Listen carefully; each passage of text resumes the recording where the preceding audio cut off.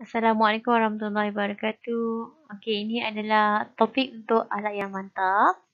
Okey, saya ingin uraikan ke sisi dalam word yang diberikan iaitu objektif pertama adalah untuk perkongsian tentang kepribadian Nabi Muhammad SAW dan juga kepentingan mempelajari akhlak-akhlak yang mulia bagi seorang pelajar.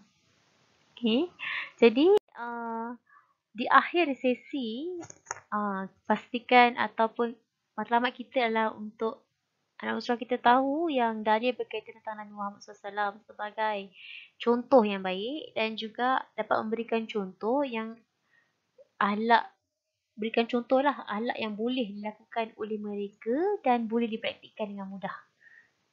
Ya, ini dia punya aim yang terakhir supaya akhirnya dapat praktik. Okey, sebelum pergi jauh, kita kenalkan dulu gegisi muasafat ni adalah Madinul Khuluq ini, akhlak yang mantap ini adalah sifat atau perangai manusia yang kuat, yang tangguh, yang kekal, yang yalah kuatlah kan. Tidak goyah apa pun kejadian. Okey. So, maka kamu boleh kaitkan dengan surah Al-Qalam dan bahawa sesungguhnya engkau mempunyai akhlak yang amat mulia. Ini merujuk kepada kepribadian Nabi Muhammad SAW. Kemudian kamu boleh come out dengan sifat-sifat Nabi Muhammad SAW yang mana baginda tidak pernah menipu, baginda sangat boleh dipercayai, kan? Baginda sangat mengambil berat dengan kawan-kawannya, kan? Banyaklah akhlak-akhlak Nabi. Ataupun kamu tak perlu menyatakan apa akhlak Nabi, kamu kata, okey, boleh tak keluarkan apakah contoh akhlak Nabi yang kamu tahu? Kan? Kita boleh dapat daripada anak-anak usaha kita. Kalau dia tak tahu, kamulah kena bagi tahu. Okey? Check sama ada betul tak apa yang dia faham. Okey, kemudian yang kedua boleh kongsikan juga dengan surah Al-Ahzab ini yang memang famous kan bila nak menyatakan sifat Rasulullah tu, apa ciri dia? Contoh ikutan yang baik bagi orang yang sentiasa mengharapkan keredaan Allah. Maknanya dalam buat kerja, dalam belajar, bila dia nak buat maksiat, dia fikir, oh tak boleh ni. Kan? Nanti Allah tak redha. Okay, itu tanda-tanda akhlak yang baik. Okay. Sebab apa? Mengharapkan keredaan Allah dan balasan baik hari akhirat. Serta ia juga menyebut dan mengingati Allah banyak-banyak. Mengingati Allah ni maksudnya, bila nak buat jahat, dia teringat, tak boleh ni kan? Ini Allah marah ni kan? Kan?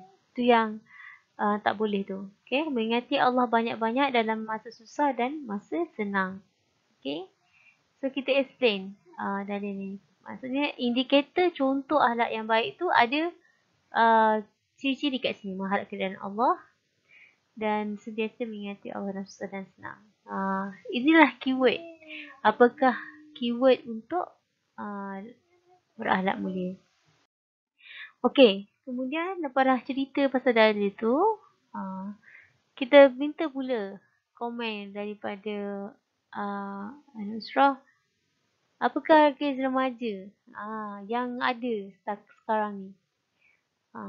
So, mulakan dengan yang positif dulu. Okay, positif tu contoh-contoh remaja yang positif. Okay, jangan bagi dulu. Jangan bagi ayat-ayat tadi ni. Kita minta dia bagi dulu. Okay, ronda round-round. Okay. Jika ada yang tak ada atau tidak ada positif, kamu boleh ambil ayat-ayat ni atau kamu boleh datangkan idea-idea yang lain lah. Okay, kemudian negatif. Negatif, kes remaja yang negatif pula. Minta mereka senaraikan. Apa yang negatif? Tidur lewat, tidak hadir sekolah, menipu ibu bapa, couple. Okay? Jadi minta juga mereka senaraikan. Okay, kamu boleh datangkan dengan video ke, dengan gambar ke, ataupun minta mereka yang bagi. Sekarang boleh cari tak dekat website. Website, apa benda yang boleh kamu tunjukkan sebagai contoh, kan? Minta mereka dulu bagi. Sebaiknya minta mereka dulu tau. Okay? So, kita tahu tahap mana mereka tahu. Zakat mana mereka tak tahu. Okay? Okay. Kamu boleh minta mereka cari Lepas usrah ke, lepas masuk usrah ke, boleh. Okey, so kemudian kita fokus pula pada punca. Tanya, agak-agak lah kan, apa punca ya? Boleh tak share abang apa puncanya? Boleh tak share kakak apa puncanya? Okey, kat sini saya letakkan satu punca. Punca yang paling penting adalah bila dia tak rasa hargai diri sendiri. Bila dia menghargai diri sendiri, barulah dia memilih pada kebaikan. Tetapi kalau dia tidak menghargai diri sendiri, maka dia akan memilih buat kejahatan. Sebab tak rasa diri berharga, kan? Jadi, dia pun tak ada rasa nak buat kebaikan. Atau kurang kasih sayang ke. Okay, so minta anak usaha senaraikan. Kan kita dah tanya punca kan, apa orang tu dia jahat, kenapa orang pilih tu kebaikan, kenapa, okay. So, dicadangkan pada kamu untuk memberi kekuatan pada mereka. Kekuatan pada, pasti sesi punca tadi ada kodoya kan, ada luahan-luahan kan. Jadi, kamu boleh sharekan ayat ni, sesungguhnya aku tidak diutuskan melainkan untuk menyempurnakan kebaikan akhlak. Maka Nabi Muhammad SAW diutuskan untuk menyempurnakan akhlak yang baik. So, kita kena mempunyai sifat yang kuat, yang takut pada Allah, harap redha pada Allah, sebab itu semua benda tu adalah untuk kebaikan kita juga. Okay? Itulah tugas utama Nabi Muhammad SAW datangkan dalam bentuk manusia, bukan dalam bentuk malaikat. Okay? Jadi, kamu juga boleh beri contoh. Okay, kalau dalam subjek sains, saya suka kongsikan di sini emas. Emas mahal kan? Berapa orang nak kan? Padahal sebenarnya emas tu daripada kawasan berlumpur. Tetapi sifat yang Allah jadikan, dia adalah unsur yang tidak teroksida. Ataupun tidak, dia tidak teroksida lah dengan oksigen. Dia tidak tercemar kan. Dia tidak terpengaruh langsung dengan sekeliling dia. Sehingga kan dia menjadi satu makhluk iaitu emas yang sangat berkualiti. Kan? Sama juga yang kita, bila kita menghargai diri kita, kita tidak akan mencemarkan diri kita dengan perkara-perkara yang negatif, senang terikut. Kan? Emas di kawasan perlumpungan. Cerita kat adik-adik. Nanti tingkatan 3 awak akan belajar tentang nira bumi ni kan. Tingkatan 1 kamu dah belajar dah. Akan belajar tentang bumi kan. Yang mana dalam bumi ada emas kan. Tapi emas ni tidak teroksida, tidak bergabung dengan unsur lain.